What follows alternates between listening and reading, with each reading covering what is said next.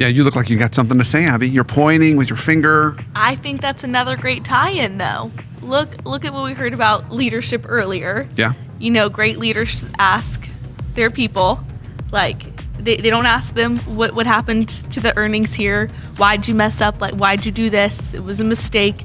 0 times did he do that. And instead, look at that trust and empowerment that he created.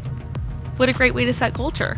I think you're exactly right. And I think there's a couple things in there. You're hitting on one of them, which we've talked about on the show a bunch recently, is psychological safety. Yeah. Creating that psychologically safe environment so people are free to offer new ideas. Free to make mistakes, knowing they're not going to get punished for it if their intention is in the right place. Free to ask for help.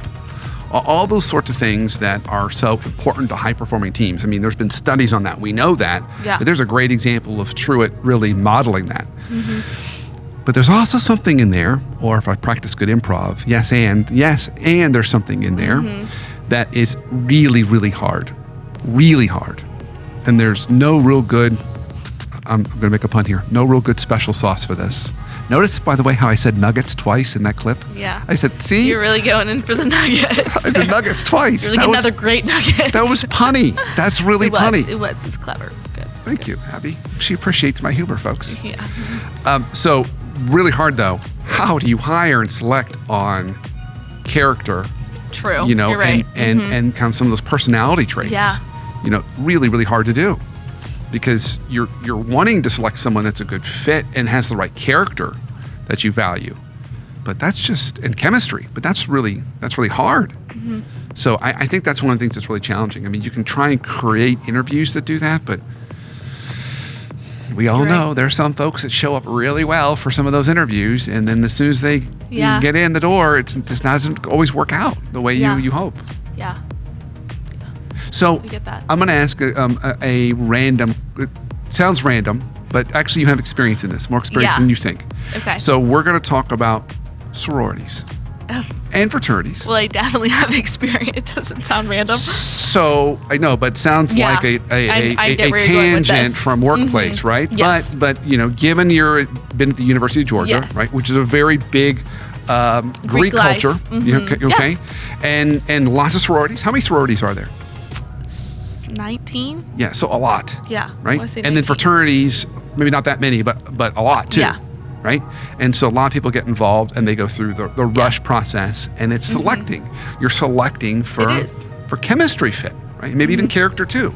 But you're selecting. It is chemistry. So how do you, if you think about that process, what were some things that maybe you learned in that process that are really effective, that work to help you identify those people that you want to bring into the sorority that you know are going to kind of just fit in really naturally and seamlessly? So sorority recruitment is a mutual selection process. So it would be the girls wanting to be in the sorority just as much as the sorority wants the girls to be there.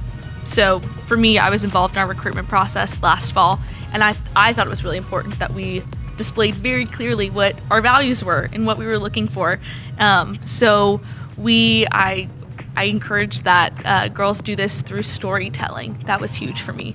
I wanted the girls going through recruitment to get a really good understanding of what the girls in my sorority were like through telling stories that demonstrated it, and paying very close attention to how the girls reacted. What was their body language like? How did they talk about stories? What did they tell about themselves? So for me, the kind of acronym, or like the 3 things that I said that we should look for are kind, confident, and comfortable. So if the girls showed up in that way... Did you come up with that? I did come up with that. Did I was you proud. Really? I did. Yeah, and if girls showed up that way, then, I encouraged we move along in the process. I don't want to give away too much information, but yes. Yeah. Nice. So you wanted to promote values, you wanted to tell stories, and then see how the candidate reacted to that. Yeah. And if they reacted in kind of a kind, confident, and comfortable kind of manner, and maybe even reciprocated with a story of their own, then it seemed like it was going to be a good fit. Yeah. But if they seemed like a little hesitant or just not on the same page, then they could find another home. And now, what makes it a little unique is eventually they're all going to find a home, right? Yeah. Or that's the way the system is set up, at least. Yes. Yeah. So there should be, of the 19, they should find their space. So not like a normal job candidate. No. But still, I think that process you gave is great. Okay, so nice. Going back to our some good nuggets here with sauce. Good nuggets and sauce around selecting the right folks. Yeah. And then creating those kind of high trust environments. Yeah.